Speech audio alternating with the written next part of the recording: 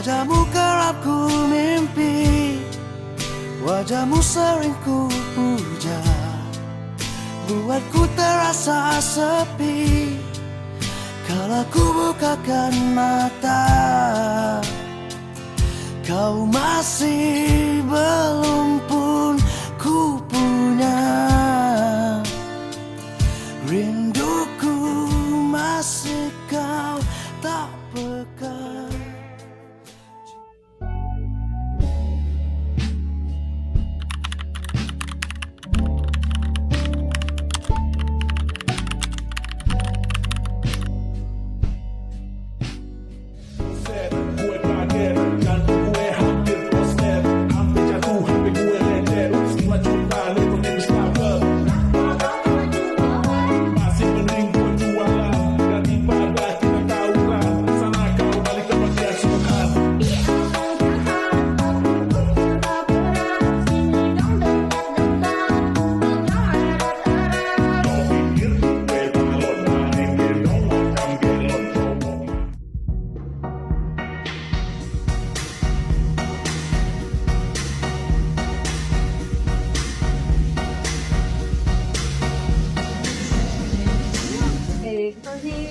Customer ramai lah.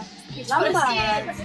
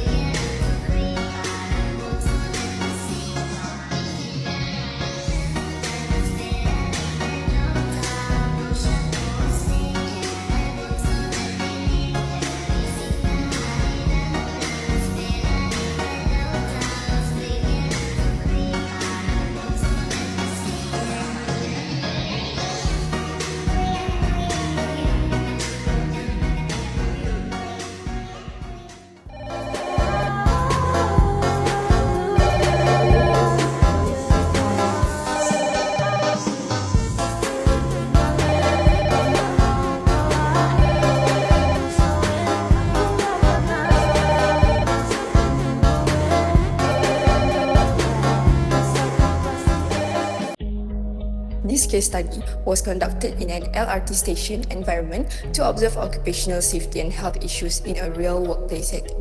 Initially, our group planned to focus on Prasarana or LRT counter staff operations.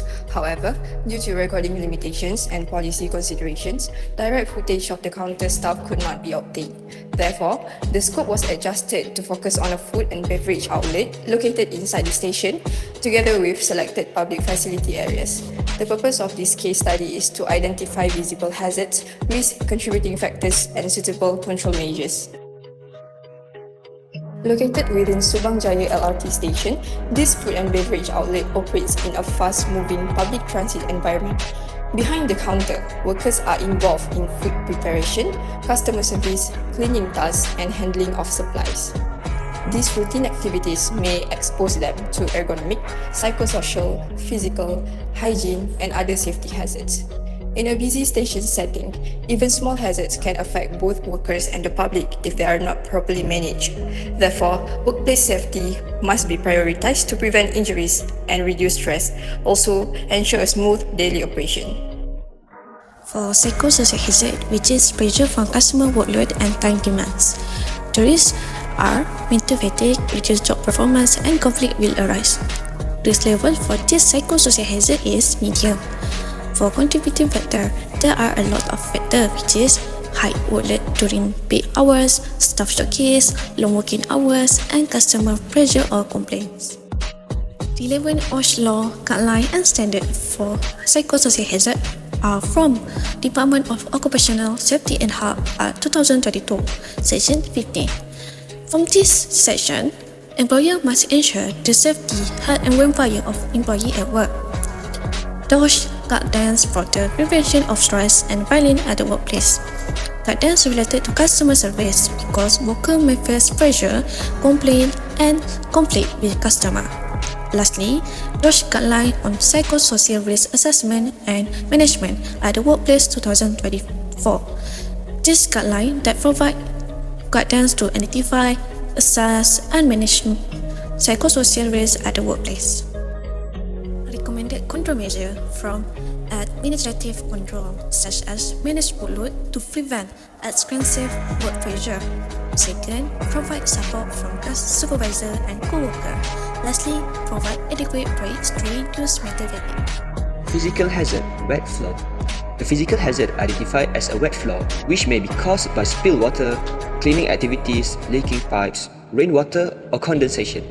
A wet floor creates a slippery surface that increases the risk of accidents in the workplace. The main risk associated with this hazard is slips, trips, and falls. These accidents can cause injuries such as bruises, sprains, fracture, concussion, and back injuries. Based on the risk assessment, this hazard is classified as medium risk, as it is common and may result in serious injuries if not properly controlled. Several factors contribute to this hazard, including water spill that are not cleaned immediately, the absence of wet floor warning sign, and poor housekeeping practice that allow slippery condition to remain unnoticed. To manage this hazard, employers should comply with relevant occupational safety requirements, including the Occupational Safety and Health Act 1994, Act 514, DOSH Guidelines on Workplace Housekeeping and Safety Management, and ISO 45001-2018 Occupational Health and Safety Management Systems. There is a few recommended control measures such as engineering control, repair leaking pipes or water source if there's any, improve drainage or floor condition where water commonly accumulates, and use non-slip flooring or anti-slip mats in a wet-prone area to reduce risk of slips and fall. Next, administrative control, which is to place wet floor warning sign whenever the floor is wet. This sign can help increase worker awareness and remind them to be cautious, reducing the likelihood of slip, trips, and fall. Ergonomic hazard, lifting heavy objects. This can happen when workers need to carry or move heavy items without proper equipment or assistance. The risks of this hazard include musculoskeletal disorder, known as MSDS, muscle strain, and shoulder injuries. These injuries can affect a worker's health and reduce their ability to perform their job. The risk level for this hazard is high because lifting heavy objects can cause serious injury, especially if it's done repeatedly or incorrectly. There are three main contributing factors. First, lack of lifting aids such as trolley or mechanical lifting devices. Second, improper lifting posture such as bending the back instead of the knees. Third, the object is too heavy for one person to lift safely.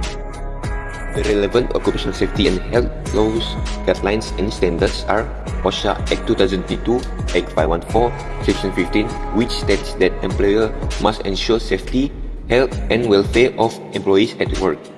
Second, DOSH guidelines on ergonomic risk assessment at workplace, which are used to identify, assess, and control ergonomic risk factors in the workplace.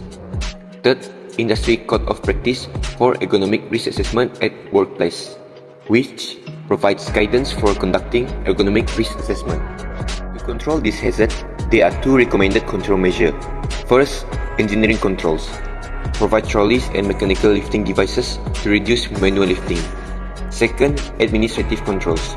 Rotate tasks among workers to reduce repetitive lifting and lower the risk of injury. When we first visited this outlet, we expected to see workers preparing food and serving customers.